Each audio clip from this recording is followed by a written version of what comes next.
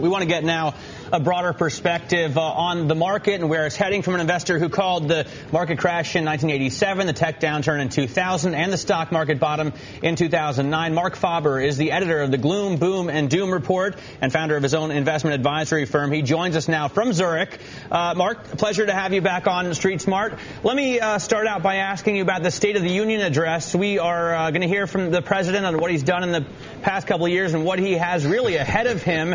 And I want to ask you, with the political constraints in mind that the president has to deal with, what you think of the job he's done and what you think he needs to do from here. Well, if you want me to be honest, I think he's done a horrible job, and I think that will continue. I think he's basically a dishonest person, intellectually dishonest, and nothing has changed. Why do you think he's intellectually dishonest? Why do you say that? And I mean, keeping in mind that he is a politician, first of all, so you've got to compare him relative to other politicians, right? Yes, but some politicians are more honest than others. I don't think that I have a very high regard for politicians. I have a high regard for businessmen and for people who work, and not for people who abuse the system continuously. And in comparison to actually other politicians, I think that he came in on a platform as a president that would want to change the government in Washington, and actually has made it worse. Hey, but Mark, to be fair, he came in at a time when we were smack in the middle of a financial crisis, and it was tough to really change the system. You laugh, but he came in at a tough time. Maybe now he's going to start changing the system. Yes, you are an optimist. Keep on dreaming. No, but we foreigners, we just laugh. We just laugh about someone like Mr. Obama. What should he be doing, Mark? For us foreigners. What should he be doing? And I mean, compared to the previous president, I mean, George Bush wasn't the favorite of foreigners either. Well, I was very critical of Mr. Bush, but at least he had one line, and he stuck to that line, and at least he set out to do a thing, and he was relatively straight on that thing that he did. He may have been wrong, and I criticized him very frequently, but at least he didn't change his mind continuously and didn't prostitute himself. So, Mark, just before break, you said one thing you liked about George Bush is that he had one line out there, he stuck to it. What should be the one line that you think President Obama should put out there and stick to, that you think would be a good thing right now?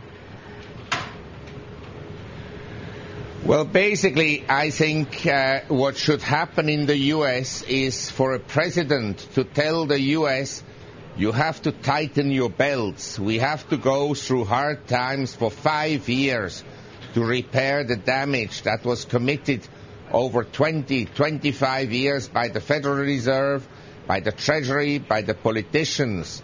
And somebody has to tell the truth. But the politicians keep on fueling an illusion that you can spend yourself out of the misery, and that by printing money you will improve the economy, which is not the case. So let's change the subject from politics to actually economics and to investment markets. Because in 3 days I have to go to the United States. I don't want to be hassled at the border. You know what, we'll keep it on the economy, but in Washington still, the Federal Reserve kicking off its 2-day meeting here, Mark. You know, I know in the past you've called for Ben Bernanke's resignation and you've criticized strongly quantitative easing. Keeping in mind, keeping it in the realm of the possible, because clearly the chairman is not going to step down, what would you like to see the Federal Reserve to do going forward? Well, you don't know. Maybe he will resign. Maybe after he will see the disaster he's created, he may resign. Or he may be disposed. Who knows? But all I want to say is basically, in terms of investments, right now, we have a very interesting situation. Because for the last 2 years, from the March lows in 2009, the emerging market universe has performed fantastically well. and the industrial commodities have done fantastically well. Right. And the U.S. has underperformed everything, basically. And now we have a change where I think for a while the U.S. may outperform, may not go up, but it may go down less than emerging markets. So you would advise investors, Mark, at this point to invest in the U.S., but at the same time, let me go back to December, because you told Bloomberg News, you said U.S. Treasuries longer term are suicidal investment. You caused quite a stir in the blogosphere, if you will, on that statement. So help me out here. You're saying the U.S. will outperform, yet U.S. Treasuries are suicidal. Help me here. Well, let me explain. First of all, in the longer run, for sure, U.S. Treasuries and most government bonds are a suicidal investment. But there's a shorter-term time frame. And I think for the next 3 months or so, we have a situation where stock markets have become very overbought, and emerging markets in January, most of them failed to make a new high above the November-December highs. Mm-hmm. And that is a negative sign. And recently, some of them have sold off very considerably. Plus, the Chinese market is giving you a signal that something is not right in the Chinese economy because it's going down. So my view would be you have to shift right now for the next 3 months out of emerging markets. They may correct 20-30% out of industrial commodities and into U.S. equities on a relative basis. They may not go up, but they may go down less than the others. And I think the sentiment just recently was very or overly optimistic about the inflation trade, commodities, equities and so forth, and overly negative about treasury bonds. So treasury bonds right now are oversold, and as of tonight I got a buy signal on U.S. treasuries, but not for the long term. I think it's a rally that may last 2 to 3 months. Treasuries and equities. So you're saying U.S. Treasuries and equities is the place to be right now, Mark, at least for the short term? Well, I think treasuries are the best place for the next 10 days and probably for the next 3 months, as is the U.S. dollar. But equities in the U.S. will outperform emerging markets because they may go down less than the emerging markets. I think a correction is coming in the order of 10% on the S&P and 30%, 20% in emerging markets. Hey, Mark, you're there in Zurich, not very far from Davos. As you know, the World Economic Forum underway, world leaders, economists, smart thinkers. Are you going to Davos? Well, I'm not sure the thinkers are in Davos. I think it's a group of liars and people that go along with the system and perpetuate fraud and abuse and dubious practices in the financial system. You say that, but Mark, a lot of the economic data that's coming out is better than it was. The IMF coming out today, raising its estimates for global growth. Things are better than they certainly were a couple of years ago. How is that fraud? Well, I would say if you print money and you have huge fiscal deficits, it would be horrible if the data isn't any better than it is now. So we have a crack boom, and I wrote about this.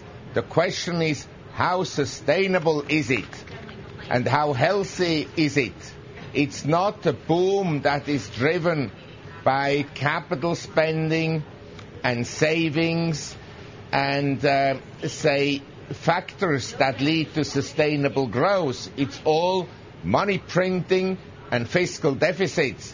And one day, the burden of these deficits will have to be paid by someone, either through inflation or through essentially much higher interest payments on the government debt. And this will be borne by your children. I wonder, Mark. All I can say, I'm in Switzerland. When I grew up, It took 5 Swiss francs to buy a US dollar. Today, it takes 95 cents to buy a US dollar. So tell me, please, where the progress is. Let me ask you, Mark, a lot of, obviously, people agree with what you say. I think especially our viewers tend to be fairly Austrian. But where do you think the policy response has been correct, if anywhere? Do you think governments that have embraced austerity, such as in the UK, have made the correct decision, or has it been wrong across the globe? Well, I think if I look at the last 25 years, the mistake started in the 1990s, the bailout of the SNLs, the bailout of the tequila crisis, and then especially LTCM and so forth, and then the printing of money after the breakdown of the Nasdaq in 2000. It would have been much better to take a recession in 2000. So the mistakes have happened over a very long period of time. Essentially, the economy has become a drug addict, and by injecting more drugs, you're not going to solve the problem. You have to put it into rehab. Mark, 10 seconds. Matt and I are just saying we want to hear your thoughts on gold. You write about it in your newsletter. You do still like gold, correct? You see no bubble. Very quickly. Yeah, I like gold, but I think it will go down for the time being. There's a correction, an ongoing correction. Okay. And from the top to the bottom, the correction could be 20%. Wow. All right, Marc Faber, always good to get time with you. You be well. Marc Faber, everybody. Thank you so much.